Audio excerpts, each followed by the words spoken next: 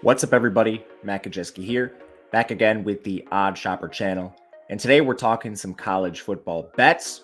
Really just bet. It's a single game, Clemson versus Duke for the Monday night special. Before we get started, make sure to hit that thumbs up button, subscribe to the channel, and hit the notification bell so you know when this and all other content goes live. We are also brought to you by Caesars Sportsbook. Phenomenal new offer for you guys. If you're a new user to Caesars, you can bet $50 and get $250 automatically in the form of bonus bets. You'll get $50 when that original bet settles, and then you'll get $50 each of the next 4 weeks, 1 week at a time. If you or someone you know has a gambling problem, please call or text 1-800-GAMBLER.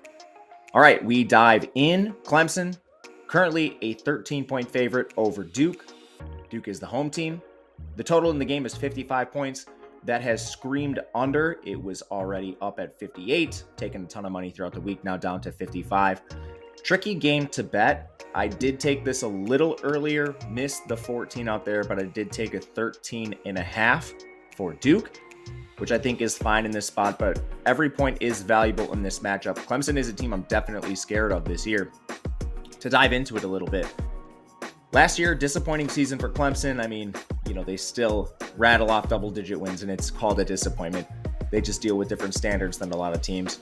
But I like that they made changes. You bring Garrett Riley in at OC. The offense was a huge problem last year, not necessarily a talent thing. A lot of it had to do with play calling. So Riley, of course, the architect of TCU, that national championship offense, moves to Cade Klubnik at quarterback. DJ Uiagalelei heads to Oregon State. Klubnik played briefly last year. Nothing too flashy, but it's really hard to evaluate this. What we can fall back on is he's a 5-star quarterback, former number 2 quarterback in his class, and he's somewhat mobile. 139 yards on the ground, 42 rush attempts.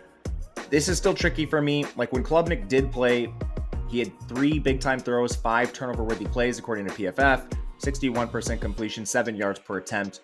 Hopefully, the new offense and what Riley's been able to do getting his playmakers in space significantly benefits Klubnik here. He is somebody I'm definitely scared of. Not to mention, this Clemson team is pretty loaded around him. Backfield solid, Will Shipley, Phil Maffa, they're going to form a tandem. I quietly like their receivers. I think this is more, all right, former OCs couldn't figure out how to use them versus these guys don't have talent. Basically, everyone's a 4 or 5-star here. Adam Randall, Antonio Williams, Bo Collins, they're all back. You have a bunch of former 4-stars, a couple incoming 4-stars in Ronan Hannafin and Noble Johnson. Tight end Jake Brenningstool's back. Offensive line loses just 1 player. You basically have 5 guys here with starting experience to some degree. Plus, Clemson's a team that reloads. They're like Ohio State. They're like Bama. You've got 4 and 5 stars behind them. So with 4 back, I do think this is a better offensive line unit. And man, this defense is solid. Very, very strong defense. They were really hurt last year, so you do see the departures of guys like Myles Murphy, KJ Henry, but Xavier Thomas is back. He was injured. I mean, you've got Rook Orhorohor. I don't know how to say that name at all, so excuse me there. Luke, sorry. Tyler Davis is back. I mean, a lot of good defensive linemen. Your 2 linebackers are back. You really have 3 with starting experience here. This is a great offense. Actually, a great defense. Only Trent Simpson gone in that linebacker core. You almost return every single player in your secondary. I mean, this Clemson defense is going to be gnarly. To get to Duke and why I do think Duke can cover the spread, even with all the strengths of Clemson. First of all, I think this is a low-scoring game. Clemson's defense is solid. Duke, they're not quite as good on defense, I think. They do return a pretty strong defensive line group, which I think is solid here. Potentially get some pressure and stop the run, which we know Clemson will do. The linebackers, you return 2 players there. You do lose Shaka Hayward. That's a big loss for Duke. He was pretty good. And the secondary, you do lose Datron Young at corner, but 3 guys have had pretty good starting experience there. One of your safeties is back. I think the other safety spot is probably fine. They moved Terry Moore from running back to safety, and Isaiah Fisher-Smith has started games for them.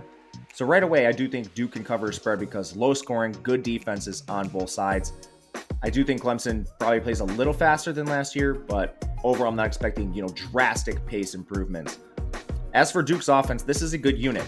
Another reason why I think they can potentially score at least enough points to cover the spread. Riley Leonard's back. This guy is elite efficiency-wise, can run, 699 rushing yards. They return their top 3 running backs. They'll rotate all 3 of those guys. They return their top 3 receivers. they'll use all of them, and their top 2 tight ends are back. The only question really here is the defensive line or the offensive line. They're probably going to be overmatched, and they're probably going to have to manufacture some pass blocking sets. You lose 3 guys here. They do have 4 back with starting experience, and they add Jake Hornibrook from Stanford. So I do think this unit can pass block long enough. And again, it's going to be a team that I think is balanced. So there will be some runs, there will be some passes. But all that to say, I think we've got two really good teams here, 2 good defenses. Clemson scares me in the long run just because they have the elite recruits to potentially dunk on teams like Duke, but they haven't shown it in the past, and they will be putting a lot together in week 1, which is a road trip for them, heading over to Duke. So we'll take the 13.5 points. I'm seeing 13 on most boards. You can probably shop this and find a 13.5, no issues there. If I was playing the total, some of you maybe for single game parlays, stuff like that, I would play under, but that is not what I'm personally going to have. Just going to stick with Duke. Thank you for watching the video. That puts week 1 behind us. We'll be back week 2 talking everything you need to know for college football betting. Follow me on Twitter if you would like. I'm at Matt_Gajewski. Otherwise, good luck, and we'll see you next time.